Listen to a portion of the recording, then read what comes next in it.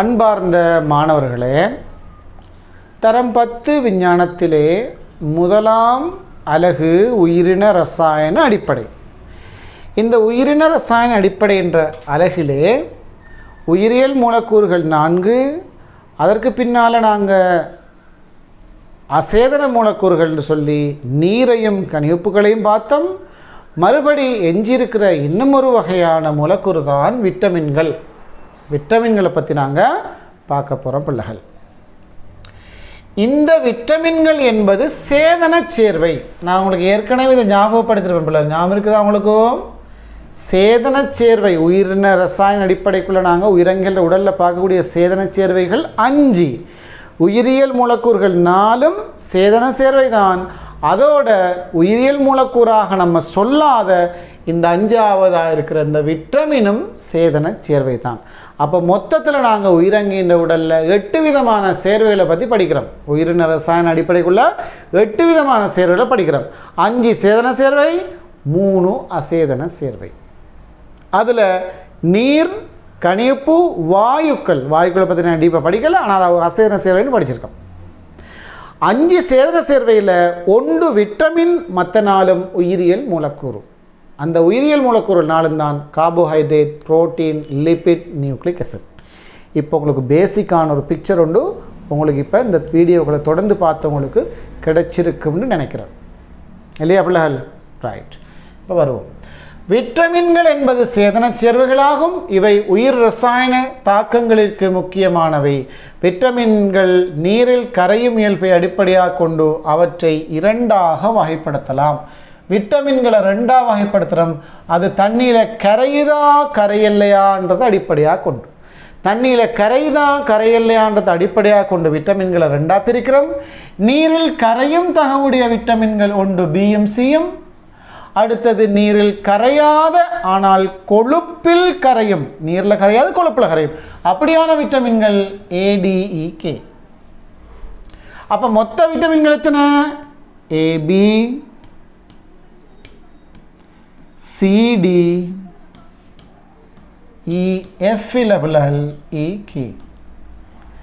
இதான் விட்டமின்கள். எத்தனை வகையான விட்டமின் இருக்குது? ஏபிசிடிஇகே. ஏபிசிடிஇகே. இந்த ஏபிசிடிஇகேயில் நீங்கள் பார்த்தீங்கன்னா நீரில் கரையக்கூடிய விட்டமின்கள் நம்ம சொல்கிறோம் பியும் சியும். பக்கத்தில் உள்ள 2 பேரும் பியும் சியும் நீரில் கரையக்கூடியது. நீரில் கரையாமல் கொழுப்பில் கரையக்கூடியது இந்த ஏயத்துக்கு இங்கே போடுங்க, ஏடிஇகே. ஏடிஇகே நீரில் கரையாது ஆனால் கொழுப்பில் கரையும். மனித உடற்செயற்பாட்டிற்கு அவசியமான விட்டமின் வகைகள், அதோட பயன்பாடுகள் தொடர்பான அட்டவணை கீழே தந்திருக்காங்க. முதலாவது நம்ம பார்க்குறோம் விட்டமின் ஏ. Vitamin A. இந்த விட்டமின் ஏ மனுஷனுக்கு என்ன பயன்பாட்டை தருது? விட்டமின் ஏ குறைபாட்டால் என்ன நோய்கள் தோன்றுது? அதான் நம்ம இங்கே பார்க்குறோம். பார்வைக்கு அவசியம். பார்வைக்குரிய நிறப்பொருள்களை உருவாக்குவதற்கு, குறிப்பாக பார்வை, கண் பார்வைக்கு விட்டமின் ஏ ரொம்ப முக்கியம். விட்டமின் ஏ என்ன உணவுப் பொருட்கள் இருக்குது? பி, சி, டி, இ, கே. இந்த ஒவ்வொரு விட்டமின்களும் என்னென்ன உணவுப் பொருட்களில் இருக்குன்றதை கீழுள்ள வீடியோ பதிவில் நீங்கள் பார்க்கலும், அந்த ஃபோட்டோஸ் அந்த இமேஜஸில் நீங்கள் பார்க்கலும் பிள்ளைகள். அப்போ இந்த விட்டமின் ஏ பார்வைக்கு மிக அவசியம். கண் பார்வை உங்களுக்கு நல்லா இருக்கணுமா? நல்லா விட்டமின் ஏ சாப்பிடுங்க. குறிப்பாக கேரட் கிழங்கு விட்டமின் ஏ அதிகப்படியாக இருக்குது கேரட் கிழங்குல. இந்த மாதிரி சில உணவுப் பொருட்களை உங்களுக்கு கீழே சாட்டில் நீங்கள் பார்க்கலும். அப்போ இந்த விட்டமின் ஏ பார்வைக்கு அவசியம் உண்டு. 2வது தோலை ஆரோக்கியமாக பேணுவதற்கும் இந்த விட்டமின் ஏ அவசியம். தோல் உலர்ந்து போகாமல், தோல் வெடிப்பு ஏற்படாமல், ரைட், தோல் நல்ல சருமம் நல்ல பளபளப்பாக, ரைட், நல்ல ஆரோக்கியமாக சருமம் இருப்பதற்கு இந்த விட்டமின் ஏ உங்களுக்கு அவசியம். அப்போ இந்த விட்டமின் ஏ இல்லாட்டி என்ன நடக்கும்? விட்டமின் ஏ நல்லா கிடைச்சா இது, விட்டமின் ஏ இல்லாட்டி இது சம்மந்தப்பட்ட பிரச்சனை ஏற்படும். பாருங்கள், பார்வை குறைபாடு, மாலை கண் பார்வை குறைபாடு, அந்த நேரத்தில் கண் தெரியாமல் போகிற, பகல் பார்வை இருக்குது, இரவு பார்வை இல்லை. பீட்டோ புள்ளிகள், கண்ணில் வந்து சில புள்ளிகள் தோன்றும் பிள்ளைகள், அதான் பீட்டோ புள்ளிகள் சொல்கிறது. அது மாதிரி தோல் உலர்ந்து காணப்படுதல், தோல் ட்ரை ஆகிற, விட்டமின் ஏ குறைபாடு. முழங்கால் முழங்கை ஆகிய இடங்களில் முள் போன்ற கொப்புளங்கள் தோன்றுதல், முழங்கால் முழங்கையில் முள் மாறி கொப்புளம் முள் மாதிரி இருக்கும், அது தொட்டு பார்த்தா. அது மாதிரி சுவாசத்தோடு தொடர்பான நோய்கள் ஏற்படுவதற்கும் இந்த விட்டமின் ஏ குறைபாடு காரணமாக அமைதான் பிள்ளைகள். ரெண்டாவது பாருங்கள், விட்டமின் ஏக்கு பிறகு உங்களுக்கு தந்திருக்காங்க vitamin D. Right, vitamin D calcium பொசுபரசு அகத்துறிஞ்சலை கட்டுப்படுத்தும். எவ்வளவுக்கு கல்சியம் வந்து அகத்துறிஞ்சப்படணும், எவ்வளவுக்கு பொசுபரசு அகத்துறிஞ்சப்படணும், இதை கண்ட்ரோல் பண்ணுறது விட்டமின் டி. Vitamin D. அப்போ விட்டமின் டி போதிய அளவில் இல்லாட்டி கல்சியம் பொஸ்பரஸ் அகத்துறிஞ்சல் கொண்ட்ரோலில் இருக்காது, கொண்ட்ரோலில் இருக்காது. அப்போ விட்டமின் டி கட்டாயம் அவசியமான உண்டு. விட்டமின் டி எங்கே கிடைக்கும் பிள்ளைகள்? காலையில் வெயில் நின்றா சரி விட்டமின் டி கிடைக்கும், காலையில் வெயில் நின்றா விட்டமின் டி கிடைக்கும். சிறுவர்களில் எண்புருக்கி நோய், முதியவர்களில் ஆஸ்ட்ரியோமெலேசியா, ஆஸ்ட்ரியோஃபோரோசிஸ், எண்பு சம்பந்தப்பட்ட பிரச்சனைகள் விட்டமின் டி குறைபாடு. எண்பு சம்பந்தப்பட்ட நோய்கள் விட்டமின் டி குறைபாடு. எண்புருக்கி நோயோட படம் ஆஸ்ட்ரியோஃபோரோசிஸ், ஆஸ்ட்ரியோமெலேசியா எல்லாத்துக்கும் படத்தை நீங்கள் கீழே பார்க்கல. அடுத்து பாருங்கள் விட்டமின் கே. விட்டமின் கே எதுக்கு அவசியமாகுதாம்? குருதி உறைவதற்கு தேவையான கூறுகளை உருவாக்குவதற்கு விட்டமின் கே அவசியம். அது மாதிரி கல்சியம் 2+ அயனும் அவசியம். நம்ம அந்த அயன்களுக்குள்ள அதை படித்தோம். இங்கே விட்டமினில் படிக்கிறோம் விட்டமின் கே. குருதி உறைதல், குருதி உறைதல் என்ன? உடம்புக்கு உள்ளுக்கு குருதி உறைதல் அல்ல, காயம் ஏற்பட்ட இடத்தால் குருதி வெளியேறுகின்ற போது அந்த குருதி உறைதல்தான் குருதி உறைதல்னு சொல்கிறோம். ரைட், குருதி உறைதலுக்கு விட்டமின் கே அவசியம். அப்போ கே இல்லாட்டி என்ன நடக்கும்? குருதி உறைதல் தாமதப்படும், லேட்டாகி குருதி உறையும், அதிகமான குருதி வெளியாகிடும். இது உடலுக்கு பாரிய நெருக்கடி பிள்ளைகள். அதனால் விட்டமின் கே உள்ள உணவுப் பொருளை பார்த்து நல்லா சாப்பிட்டு கொள்ளுங்க. அடுத்தது வாங்க பிள்ளைகள், விட்டமின் இ. விட்டமின் இ இழையங்கள் கலங்களின் வளர்ச்சிக்கு அவசியம். விட்டமின் இ கலங்கள் இழையங்களோட வளர்ச்சிக்கு அவசியம். விட்டமின் இ போதான்னு சில பிள்ளைகள் விட்டமின் இ டேப்லெட் எல்லாம் குடிக்க ஞாபகம் இருக்கா? அதை மீன் எண்ணெய் குளிசு அந்த குளிசு அந்த விஷயம் குடிப்பாங்க பிள்ளைகள். விட்டமின் இ தலைமுடியின் வளர்ச்சி பாதிக்கப்பட்டால் அதுக்கு விட்டமின் இ குடிப்பாங்க. முடி உதிர்தல் போன்ற பிரச்சனை விட்டமின் இ பாய்ப்பாங்க. ரைட், அப்போ பாருங்கள், இந்த விட்டமின் இ என்னென்ன தேவைகளுக்கு பயன்படுதாம்? இழையங்கள் கலங்கள்ற வளர்ச்சிக்கு விட்டமின் இ அவசியம்.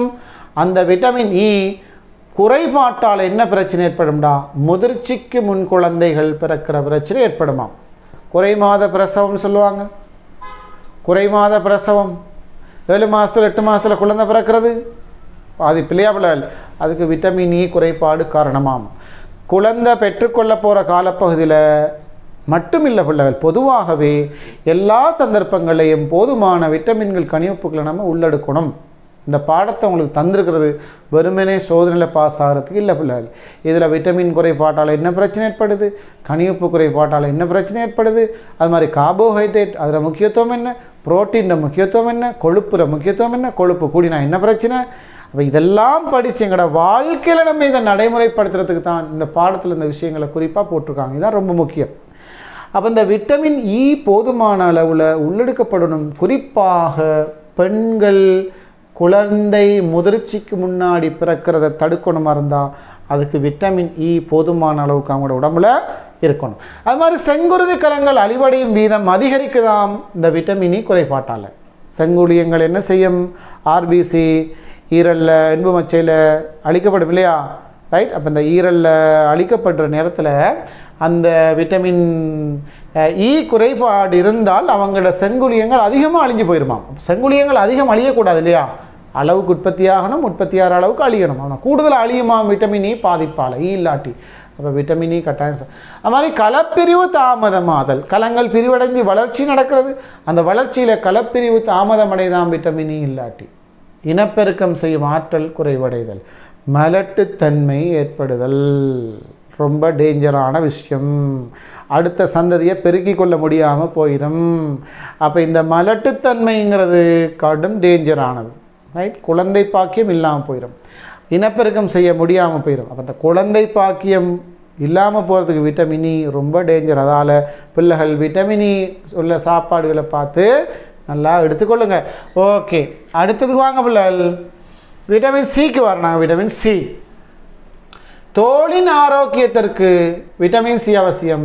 பல் மெளிரி எனாமல் அந்த ஷைன் பண்ணுறது பல்லில் பளபளப்பா மீனுங்கிற அந்த எனாமல் உருவாகிறதுக்கு விட்டமின் சி அவசியமாம். அது மாதிரி கொலாஜன் நார்களின் தொகுப்புக்கும் விட்டமின் சி அவசியமாகிறது. இந்த விட்டமின் சி குறைபாட்டால் ஏற்படுற பிரச்சனையில் பாருங்கள், முரசு கரைதல், முரசு பிரச்சனை விட்டமின் சி. அது மாதிரி ஸ்கேவி நோய் ஏற்படுறது, ஸ்கேவி நோய் சம்மந்தமான டீட்டெயில்ஸ் உங்களுக்கு ஃபோட்டோஸில் வீடியோஸில் பார்க்கலாம் பிள்ளை. அது மாதிரி உள்ளக குருதிப்பெருக்கு ஏற்படுதல், நோய்கள் குணமடைவது தாமதம் அடைதல். விட்டமின் சி இல்லாட்டி நோய்கள் லேட்டாக சுகமாகாது. அப்போ விட்டமின் சி ரொம்ப முக்கியம். மஞ்சள் நிற பழங்கள் எல்லாத்துலேயும் விட்டமின் சி இருக்குன்னு படிச்சிருப்பீங்க இல்லையா? புளிப்புச்சுவையான பழங்களில் விட்டமின் சி இருக்குன்னு படிச்சிருப்பீங்க. இந்த புளிப்புச்சுவையான பழங்கள் விட்டமின் சி, ரைட், இதுகளை அதிகமாக உள்ளெடுத்து கொள்ளுங்கள். இந்த விட்டமின் சி பிள்ளைகள், விட்டமின் சி மிக முக்கியமானது. விட்டமின் சி குறைபாட்டால் ஸ்கேவி நோய் வருது. இதை நீங்கள் எப்படி ஞாபகம் வச்சுக்கொள்ளலாம்? விட்டமின் சி ஸ்கேவி நோய், விட்டமின் பி பெரிபெரி நோய், விட்டமின் டி என்புருக்கி நோய். இந்த நோய்களை கட்டாயம் ஞாபகத்தில் வச்சுக்கணும். விட்டமின் டி குறைபாட்டால் என்புருக்கி நோய், விட்டமின் சி குறைபாட்டால் சி ஸ்கேவி நோய், அது மாதிரி விட்டமின் பி பெரிபெரி நோய், பி பெரிபெரி நோய். இதில் ஞாபகம் வச்சுக்கொள்ளலாம் பிள்ளைகள். அடுத்த விஷயத்துக்கு நாங்கள் வருவோம். இந்த பாருங்கள், விட்டமின் பி நரம்பிழையங்களின் பேணுகைக்கு அவசியமாம். நரம்பிழையங்கள் சீராக அதை பாதுகாக்கிறது, பேணுறதுக்கு விட்டமின் பி அவசியம். செங்குளியங்களில் உற்பத்திக்கு விட்டமின் பி அவசியம். தோலை ஆரோக்கியமாக பேணுவதற்கு விட்டமின் பி அவசியம். கொழுப்பு சாப்பிட்டோம்னா எண்ணெய் கொழுப்புகள் சமீபாடுறதுக்கு விட்டமின் பி அவசியம். செவ்வன்பு மச்சை இந்த உருவாக்கத்திற்கு விட்டமின் பி அவசியம். செங்குளியங்கள் எல்லாம் உருவாகிறது செவ்வன்பு மச்சை. அந்த செவ்வன்பு மச்சை போன் மேரோன்னு சொல்லுவோம். அந்த செவ்வன்பு மச்சை உருவாகிறதுக்கு இந்த விட்டமின் பி அவசியம். அது மாதிரி வெண்குளியங்களின் முதிர்ச்சிக்கு விட்டமின் பி, விட்டமின் பி மிக முக்கியமான ஒரு விட்டமின். அந்த பி குழுக்கு 1, 2, 3, 4, 6, 12 அப்படிலாம் விட்டமின் பியில் பல வகைகள் இருக்குது. அந்த விட்டமின் பி இருக்கிற உணவுப் பொருட்கள் கட்டாயம் பார்த்து சாப்பிடுங்கள். குறிப்பாக தவிடு நீக்கப்படாத அரிசி, கைக்குத்தல் அரிசி, தீட்டப்படாத அரிசியில் விட்டமின் பி காணப்படுது. நாங்கள் என்ன செய்கிறோம்? தவிட்டெல்லாம் சத்து, தவிடு தான் சத்து, அதெல்லாம் பொலிஷ் பண்ணி கோழிக்கு கொடுத்துட்றோம். நாங்கள் வெறும் சக்கையை சாப்பிட்றோம். அதான் நமக்கு நோய் வருது, கோழி ஆரோக்கியமாக வளருது. ரைட். இப்போ பாருங்கள் பிள்ளைகள், விட்டமின் பி எங்கே இருக்குதுண்டா? தவிடு நீக்கப்படாத அரிசி, தவிட்டு அரிசியில் இருக்குது. நம்ம தவிடு சாப்பிடலுமா? சாப்பிட்றோம் இல்லை. ஆனால் அதுதான் ஆரோக்கியம். எனவே பிள்ளைகள், தவிட்டரிசி கிழமையில் ஒரு நாளைக்கெல்லாம் சாப்பிட்டு பழங்க, உங்களுக்கு தேவையான விட்டமின் பி அதால் கிடச்சிடும். ஓகே, அப்போ இந்த விட்டமின் பி குறைபாட்டால் என்ன பிரச்சனை வருது? பெரிபெரி நோய். நான் சொன்னேன் விட்டமின் பி பெரிபெரி நோய். அது மாதிரி குருதிச்சோகைக்கும் விட்டமின் பி காரணமாக இருக்குதாம். அது மாதிரி தோல் உலர்ந்து போகிறதுக்கும் விட்டமின் பி, நிறமாற்றம் மக்களோட கலர் மாறுறதுக்கும் விட்டமின் பி, பிற பொருள் எதிரிகள் உற்பத்தி குறைவடைதல், அதான் நோய் எதிர்ப்பு சக்தி குறைவடையும். நோய்கள் வந்தால் லேட்டாகிறதுக்கு அதுவும் காரணம். நோய்கள் லேட்டாகிறதுக்கு விட்டமின் பி குறைபாடும் காரணம். பிற பொருள் நுண்ணங்கி தொற்றுகள் குயிக்காக சுகமடையாது. பிற பொருள் உற்பத்தி குறைவடைறதுக்கு விட்டமின் பி பிரதானமான காரணமாக இருக்குது. விட்டமின் பி சிக்கலான விட்டமின் ஆகும். இவற்றில் விட்டமின் பி1, பி2, பி6, பி12 என பல வகைகள் உண்டு. இவை உணவு மூலம் உடலுக்கு கிடைக்கப்பெறுவதுடன் சில விட்டமின்கள் மனிதன் சிறுகுடலில் வாழும் பாக்டீரியாக்கள் உற்பத்தி செஞ்சு தருகிறது. அப்போ சிறுகுடலில் வாழக்கூடிய பாக்டீரியாக்களாலையும் விட்டமின் பி நமக்கு கிடைக்கின்றதை மறந்துடாதீங்க. இதை ஞாபகம் வச்சுக்கொள்ளுங்க. அது உங்களுக்கு சில எம்சிக்யூ கேள்விகளில் பயன்படும். ரைட். அதாவது குடலில் வாழும் பாக்டீரியாக்களால் சுரக்கப்படுகின்ற விட்டமின் வகை எதுன்னு கேட்பாங்க. ABCD 4 கூட சேர்ப்பாங்க. அப்போ விட்டமின் பி பாக்டீரியா எப்படி ஞாபகம் சொல்லணும்? Vitamin B bacteria, B bacteria. Right. ஷோர்ட்டாக பாடமாக்கி கொள்ளலாம் இல்லையா? ஞாபகத்தில் வச்சுக்கொள்ளலாம். விட்டமின் பியை சுரந்து தாரது குடலில் வாழக்கூடிய பாக்டீரியா. ரைட். அப்போ அதையும் ஞாபகம் வச்சுக்கொண்டு நம்ம அடுத்ததாக போகிறோம். இந்த நோய்கள் சொன்னமா இல்லையா, அதனுடைய சில விளக்கப்படங்களுக்கு போகிறோம். விட்டமின் ஏ குறைபாட்டால் கண் பார்வை பாதிக்கப்படுது. கண்ணில் உள்ள நோய்கள் குறைபாடுகள் விட்டமின் ஏ. விட்டமின் பி குறைபாட்டால் இந்த தோல் ஏற்படுகின்ற பிரச்சனைகள் ஏற்படுது விட்டமின் பி குறைபாட்டால். அது மாதிரி விட்டமின் சி குறைபாட்டால் முரசு கரையுது. இந்த பாருங்க பல்லிலேருந்து ரத்தம் வர பிரச்சனை. விட்டமின் டி குறைபாட்டால் எண்புருக்கி நோய். விட்டமின் டி குறைபாட்டால் எண்புருக்கி நோய் ஏற்படுது. இந்த படங்களை நீங்கள் பார்த்து கொள்ள முடியும். அதோட பிள்ளைகள் இன்றைய இந்த முதலாவது அலகை நாங்கள் நல்லபடியாக பூர்த்தி செய்கிறோம். இதில் உள்ள கேள்விகளுக்கு நீங்கள் விடைகளை அளிக்க முடியும் உங்களுக்கு.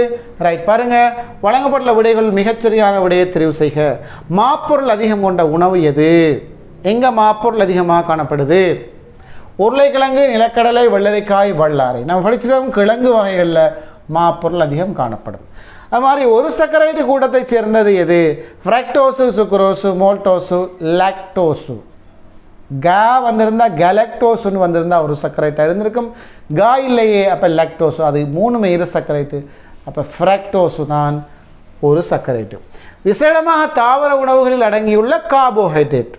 தாவர உணவில் இருக்கக்கூடிய கார்போஹைட்ரேட் எது?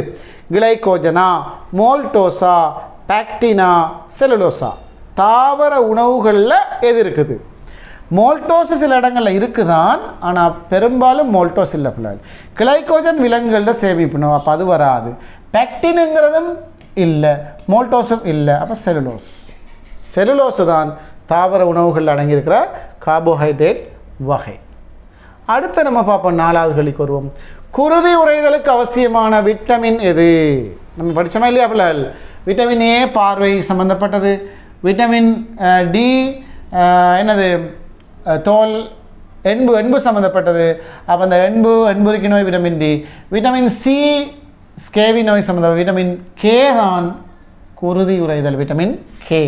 குருதி உறைதலுக்கு அவசியமான விட்டமின் கே. 4வது. 5வது பார்ப்போம் பிள்ளைகள். அங்கிகளின் உடலில் உள்ள சேதன கூறு அல்லாதது. இந்த கேட்குறாங்க பாருங்கள். அப்போ எது சேதனம் எது அசேதனம்னு உங்களுக்கு தெரிஞ்சிருக்கணும். சேதனக்கூறு அல்லாதது எது? நீர். சேதனக்கூறு அல்லாதது நீர். மற்றெல்லாம் சேதனக்கூறு அல்லாத அசேதனக்கூறு நீர், மற்றெல்லாமே சேதனக்கூறு. புரதம், கார்போஹைட்ரேட், லிப்பிட் எல்லாமே சேதனக்கூறுகள். ரைட், 2வது கேள்வி நாங்கள் பார்ப்போம். தரமாறு மாணவர்களை மருத்துவ பரிசோதனைக்கு உட்படுத்திய போது மாணவர்களிடையே பின்வரும் குறைபாட்டு நோய்கள் இனங்காணப்பட்டது. பின்வரும் குறைபாட்டு அறிகுறிகளுக்கு பொருத்தமான விட்டமின்களை குறிப்பிடுக. முதலாவது பார்வை குறைபாடு, கண்ணில் வீட்டோ புள்ளிகள் தோன்றுதல். அப்போ பார்வை குறைபாடு, கண் சம்பந்தப்பட்ட பிரச்சனைகளுக்கு காரணம் என்ன? விட்டமின் ஏ இல்லையா? Vitamin A. நீங்கள் விட்டமின் எழுதலாம் அல்லது இங்கிலீஷ்லேயும் எழுதலாம், விட்டமின் ஏ. பற்களின் வளர்ச்சி குறைவடைதல், பற்சிதைவு. அதுக்கு காரணமான விட்டமின் என்ன? பற்கள வளர்ச்சி காரணமான விட்டமின் சி. முரசிலிருந்து ரத்தம் கசிதல், அதுவும் என்ன பிள்ளைகள்? Vitamin C. குருதிச்சோகைக்கு காரணமான விட்டமின் நம்ம இப்போ கொஞ்சத்துக்கு படித்தோம், விட்டமின் பி. கடைவாய்ப்புண், வாய்ப்புண் சம்பந்தப்பட்ட பிரச்சனைகள், vitamin C. Vitamin C. Right, இப்போ இந்த விட்டமின்கள் என்னென்னு சொல்லி நாங்கள் பார்த்துருக்குறோம். அடுத்த கேள்விக்கு நாங்கள் போகும் பிள்ளைகள். நீரின் விசேட இயல்புகள் 3ஐ கூறுக. அவற்றில் ஒன்று அங்கிகளின் நிலவுக்கு பங்களிப்பு செய்யும் முறையை குறிப்பிடுகன்னு கேட்டிருக்காங்க. நீரின் விசேட இயல்புகள் நிறைய பார்த்தோம் இல்லையா? நீர் ஒரு சிறந்த கரைப்பான், நீர் ஒரு சுவாச ஊடகம், நீர் ஒரு வாழும் ஊடகம்.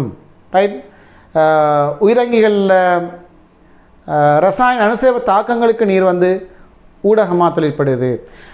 இப்படி நிறைய விதமான விஷயங்களை நீர் என்ற சிறப்பியலில் பார்த்தோம். அதில் நீருக்கு தன்வெப்பக்களோடு அதிகமாக இருக்குது. அதால் நீர்வாழ் அங்கிகள் பாதுகாக்கப்படுது. நீர் கட்டியாகினாலும் அதில் மேலே என்ன காணப்படுது? பனிக்கட்டிகள் மேலே மிதக்கிறதால நீரின் திண்ம பனிக்கட்டிக்கு அடர்த்தி குறையன்றதால் அது மிதக்குது. கீழே இருக்கிற கடல் வாழ் உயிரினங்கள் பாதுகாக்கப்படுது. நீருக்கு குளிர்த்தும் இயல்பு இருக்குது. தன்வெப்பங்களை கூடன்றதால் நீர் குயிக்க வெப்பமாகாது. அப்போ நீர் குளிர்த்தும் ஒரு கருவியாக நீர் பயன்படுது. ரைட், சிறந்த கரை. இப்படி ஏராளமான விஷயங்களை நம்ம இதில் குறிப்பிடலாம். 3 விசேட இயல்புகளுக்கு ஏதாவது 3 கொடுங்க. அதில் ஒன்று பங்களிப்பு செய்கிற முறையை நீங்கள் சுருக்கமாக விளக்கம் சொல்லணும். ஏதாவது ஒன்று. நீர் ஒரு கரைப்பான இருக்குது, நீரில் நிறைய பதார்த்தங்கள் கரையுது, அதனால் உயிரினங்களுக்கு அது பிரயோசனத்தை கொடுக்குது இல்லையா? சமிபாடு அகத்துறிஞ்சிருது. எல்லா விதமான பாய்மங்களில் நீர் பிரதானமான கூறாக இருக்குது, நீர் ஒரு கரைப்பானாக இருக்கிறதால. இப்படி நீர் ஒரு கரைப்பான் என்ற ஒரு பாயிண்ட் எடுத்து நீங்கள் விளக்கம் கொடுக்கலாம். இப்படி ஏதாவது ஒன்று எடுத்து நீங்கள் கொடுக்கலாம். ரைட். அடுத்து நாம் நார்த்தன்மையான உணவுகளை உட்கொள்ள வேண்டும். காரணம் கூறுக. ஏன் நார்த்தன்மையான உணவு சாப்பிடணும்? எங்களோட சாப்பாடில் சமீபாடு அடைகிறல்ல நார்த்தன்மையான உணவு வந்து சமீபாடு அடைகிறல்ல, அது செல்லுலோஸ் காணப்படுது. ஆனாலும் நார்த்தன்மையான உணவு ஏன் சாப்பிடணும்? மலச்சிக்கல் வராமல் இருக்கிறதுக்கு. அப்போ காரணம் தானே குறை சொல்லிருக்காங்க. மலச்சிக்கல் ஏற்படாமல் இருக்கிறதுக்கு நார்த்தன்மையான உணவுகளை நாங்கள் சாப்பிடணும். ரைட். ஓகே. அப்போ நாங்கள் முதலாவது யூனிட்டை நல்லபடியாக முடிச்சிருக்கோம் பிள்ளைகள். இப்போ இந்த வீடியோவை நீங்கள் பார்த்து படித்ததோட டியூடையும் நீங்கள் செஞ்சதோட அதில் இருக்கிற மேலதிகமான யூடியூப் விளக்க வீடியோக்களை நீங்கள் பார்த்ததோட ஆன்லைன் ப்ராக்டிஸையும் நீங்கள் செஞ்சு கொண்டீங்கடா பிள்ளைகள், உங்களுக்கு இந்த முதலாவது அலகு பசு மரத்தில் அடித்த ஆணி போல் உங்களோட மனசில் அப்படியே ஆழமாக பதிஞ்சிடும். அப்போ அது பிறகு மறக்காது. ஒரு முதலாம் தவணை சோதனை வாரணத்தில் கொஞ்சம் இந்த வீடியோ ஒருக்கா திருப்பி பார்த்துக்கொண்டா ஓகே. திரும்ப 2 எக்ஸாம் வருதா, அப்போ இருக்க அந்த வீடியோ கொஞ்சம் அப்படி திருப்பி பார்த்துக்கொண்டால் ஓகே.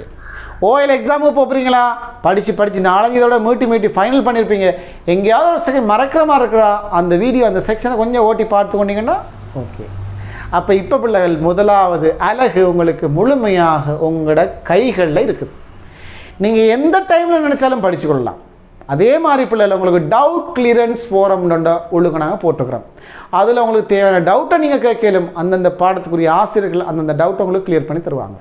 இதை விட வேறு என்ன பிள்ளைகள் உங்களுக்கு வேணும்? ஸ்ரீலங்காவில் நம்பர் 1 பெஸ்ட் மொபைல் ஆப் ஊடாக இந்த அல் இஹ்லாஸ் ஹோம் ஸ்கூலை நாங்கள் உங்களோட கைக்கு கொண்டாந்து சேர்த்துருக்கோம். எனவே இந்த வீடியோக்களை நீங்கள் பார்த்த பின்னாடி இதில் உங்களுக்கு சில விஷயங்கள் விளங்காமல் இருந்தால், நம்ம கொஞ்சம் வேகமாக போயிருந்தால் அதை நீங்கள் என்ன செய்யலாம், எங்களுக்கு அதை டவுட்டாக கேட்கலாம், கிளியர் பண்ணி விடுவோம். அது உங்களுக்கு மறுபடி அது மாதிரி எங்கெல்லாம் நான் வீடியோஸ் பாருங்கன்னு சொன்னோம் அந்த செக்ஷன் அவ்வளோத்துக்கும் கீழே வீடியோஸ் இருக்கும். ஒவ்வொரு லெசனில் வீடியோ இருக்கும், ஃபோட்டோஸ் இருக்கும். இதில் நீங்கள் பார்த்தீங்கன்னு சொன்னால் உங்களுக்கு முழுமையாக இந்த யூனிட்டை விளங்கி படித்து கொள்ளலும்.